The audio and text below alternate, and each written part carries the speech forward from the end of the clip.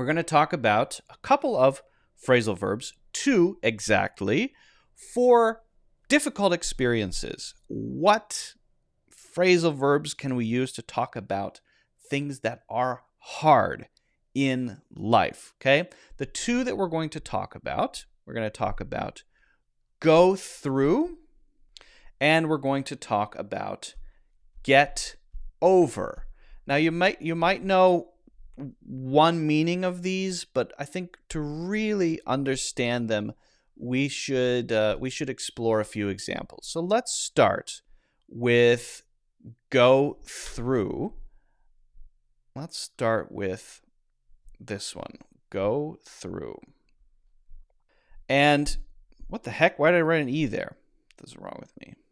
What a dingus. Okay, so let's explore how this phrasal verb is being used in these 3 examples, and I think that will give us a better picture to really understand it so that you can start using it.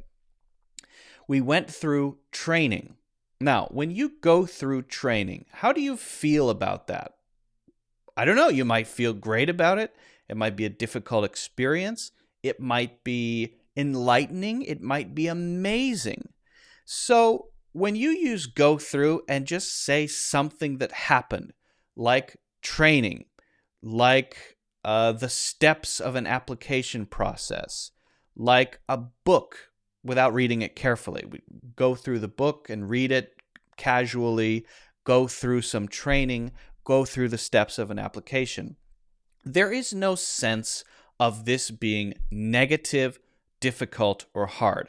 You're simply going from A to, let's just call it Z. You're just moving along. That's all it is, to go through it. And you can think of it in the physical sense of going through the forest, right? Or go through the park. If this is a park from the top and you enter here and you walk like this and then you exit the park, what did you do? You went through the park. I'm going to go through the park. I'll meet you on 42nd Street. I'll get there a little sooner because I'm going through the park. Well, kind of same thing there. There's no positive or negative, right? However, if we use it like this, then there's a slightly different connotation. And I think you'll get what I mean if we look at the examples. I've been through a lot of things. Now, what does this tell you? Well, isn't it the same as this, going through training? But why would I say it? I'm talking about experience here. I'm talking about experience. And the suggestion here is that because I've been through a lot of things, because I have a lot of experience, I've learned things. Now, this could be also positive, but very often it's used to suggest, it doesn't say it exactly, but to suggest pain, suffering, unexpected things, difficulties in general. Usually when we say, I've been through a lot of things, this suggests hardship and difficulty. That is the connotation of this one. What's wrong with me? This is, just imagine this is, I'm going to start over. C-O-N-N-O-T. Okay. The connotation is that it's difficulty, not just easy stuff. If you say, I've been through a lot of things. Oh yeah? What? Everything is great. Everything in my life has been perfect. Well, then you wouldn't say that, right? So this has that feeling when we say it. That's what a connotation is. The feeling. Again, it could be just for experience, but often suggests difficulty. Now, you could be a little bit more, let's say, deliberate with this. Instead of things, you might say difficulties. I've been through many hardships, which are difficulties. All right, you get the idea. IPS. I'm running out of room there. So this one is pretty common. This usage is common. Go through the door and find out. Now we're back at something like this, but this is not movement from one to the other. This is just an opening, right? Go through that. Go through the door. Go through the window, right? Go through the program. So it's very similar to the first one. I think the interesting one is this one because it relies on the connotation. And it also might depend on the intonation you use. If I say, I've been through a lot of things, if You have any questions? Let me know. So that sounds very positive and upbeat. I have experience to share. I've been through a lot of crazy things. Okay, crazy things, probably difficult things. And maybe you're about to tell me some interesting stories about your life, right? All right, so that's go through. It is very, very common. Now let's look at go over. Go over. Sorry, not go over. Now let's look at get over. That's what I meant to say. Get over. I may never get over how tone deaf you are. Okay. Now, the meaning you might know to get over something is to recover from some traumatic experience. You have some kind of trauma. Okay? Trauma could be just a regular old difficulty. Often we talk about things like a breakup. Girlfriend breaks up with her boyfriend. Boyfriend breaks up with his girlfriend, right? And the other person is left in a state of despair, of sadness, disbelief, right? Well, there you might say, eventually you'll get over it. The good news is, and we could use the last one, you'll get over it. That's the meaning that you might be familiar with. I want to explore that meaning in a second. But first, let's explore this one because it's a bit different. I may never get over how tone deaf you are. Tone deaf means you're bad at singing. When you sing, it sounds like like that, right? You can't stay in key. You don't know how to match your voice to the correct sound to make a beautiful noise, right? So what do I mean when I say this? Is this a traumatic thing? I could mean it that way, kind of playfully, like it's so traumatic for me that you're tone deaf that I'll never recover. But probably what you mean here, the most common sense of this one is a continuous disbelief. Oop, that's a B. All right, come on. So a continuous disbelief means I can't get used to this, right? If you get over something, what does it mean? Well, there is a thing here. This is a thing, a fence, right? And we go over the fence. And so we started at this low point, and then we went over, and then we came down to this low point. So everything's fine, and then your girlfriend breaks up with you, and you're very sad and in despair, and then eventually it fades away, and you move on in your life, and you get over it. Now you're back at being fine, right? So we can understand that usage, that meaning.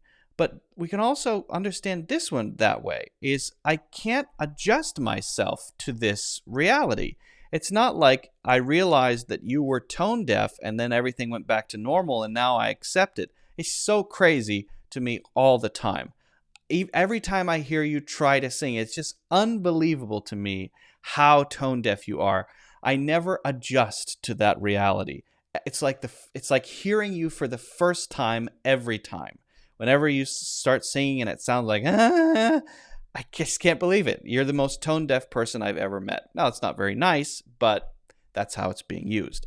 So anytime you want to express this feeling, right, you can use get over. It could be used in a positive way or a negative way. You could say, I'll never get over how talented you are. I'll never get over it. All right, that works too. Now let's go to the difficulty one that we're kind of hinting at here. It's tough to get over such a traumatic experience, and the good news is you'll get over it, right? Well, here we get the meaning, right? This thing is a difficulty. The breakup is a classic example, or the death of your pet frog, or whatever it may be, right?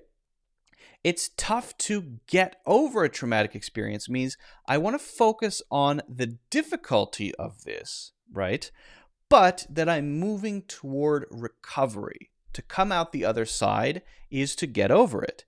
If you say, I'm over it, that could mean a sarcastic thing of I don't care anymore, but it could mean I feel better about it now, right? My pet frog, he was my best friend. and he died because he ate Fruit Loops, and frogs are allergic to Fruit Loops, and he passed away. How sad. I was traumatized for weeks, and then eventually I started to get over it.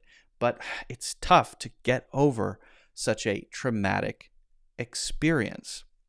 It's difficult to recover from a traumatic experience, make it out the other side. Now, I mentioned over it. This could be about this. I think I'm kind of over it now. Or if you're in the process, you can say I'm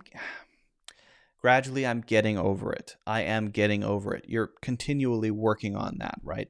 If you're over it, maybe it's completely gone. You don't think about your pet frog anymore.